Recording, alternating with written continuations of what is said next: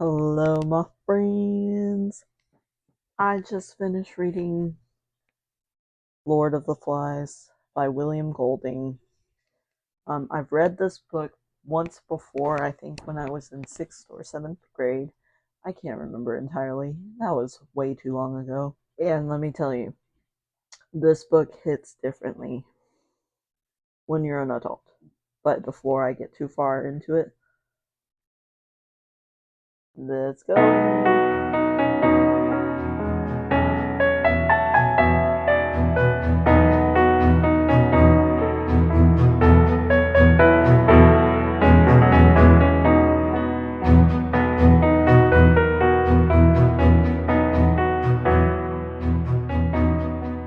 So yeah, let's start out with saying that this book is a pretty short book. It's a young adult and it reads very quickly, but it's also very scary because when threatened with survival, even as adults, you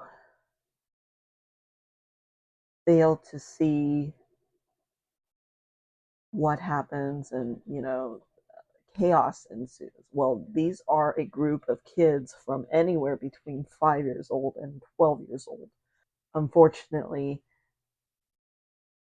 they have split themselves into two parts, and that causes chaos within itself also. So yeah, I feel like they did very well illustrating the sides of the kids. The main character is a boy, and he seems very responsible. I think he's a 12-year-old, and he's very organized. He has the sort of right hand man that they all make fun of, but in the end, he knows that that's his brain.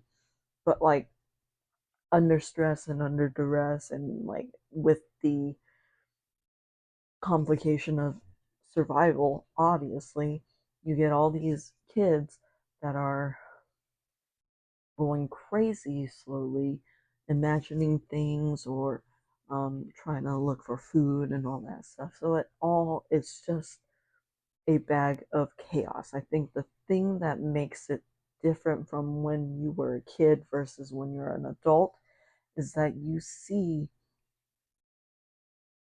the kids are just trying to mirror what the adults would do usually, which is a big part of the book because the kids are trying to obviously survive. They're trying to ensure that they get rescued and all that stuff. So, like, all in all, it's a battle against the wits. And then, sure enough, they split into parts. So it becomes even more difficult for them, as kids, to choose sides, to see what the important part is. And it becomes not only a battle of choice, but a battle of what they think is right or wrong. And when you're kids, you can't establish that very well. That's why you have adults to guide you along the way. Yeah, this book definitely hit differently as an adult. I gave this book a 3 out of 5 stars just because it was so engaging. It was so it was a slow read. It was a slow burn, definitely. And it read a little harder than it had to. It was written in 1954, so the lingo was a little different. I am beginning to notice that the older books that are written in like the 1950s ish are written in a much more different tone than the books written in the 2010s and above. So I feel like that had a little bit to do with it as well. But I gave it a 3 out of 5 stars because it was very engaging and very a good picture of what would happen if we stuck 20 to 30 kids without any adults on an island and told them to fend for themselves. It seems about right that the ending would be what it ended to be. So, this is a classic. I do recommend this read because it is a quick read. It might be a banned book. I'm not really sure. This is my physical copy, so I have no idea. But yeah, it's a great read. You should read it. It did read a little slow, so if you're not used to reading classics, I wouldn't recommend it really. But if you like a good dystopian, like chaotic novel that's under 200 pages, then I would suggest reading this. It wasn't a bad read. It was just harder for me to digest and to process it, I think. Yeah. If you have read this book, tell me what you think below. I know it's a movie too, so I might get that from the library soon. But tell me what you think. I would love to know your thoughts and your opinions on it. Should I read more classics? If I should, what classics should I read? Yeah, I think I'm gonna keep this in my personal library because it is definitely a good read. Thank you so much for joining me. Down below in my description bar, I have a link for my Patreon. If you become a paid member of my Patreon monthly, you will get immediate access to all my book reviews. And I'm so sorry.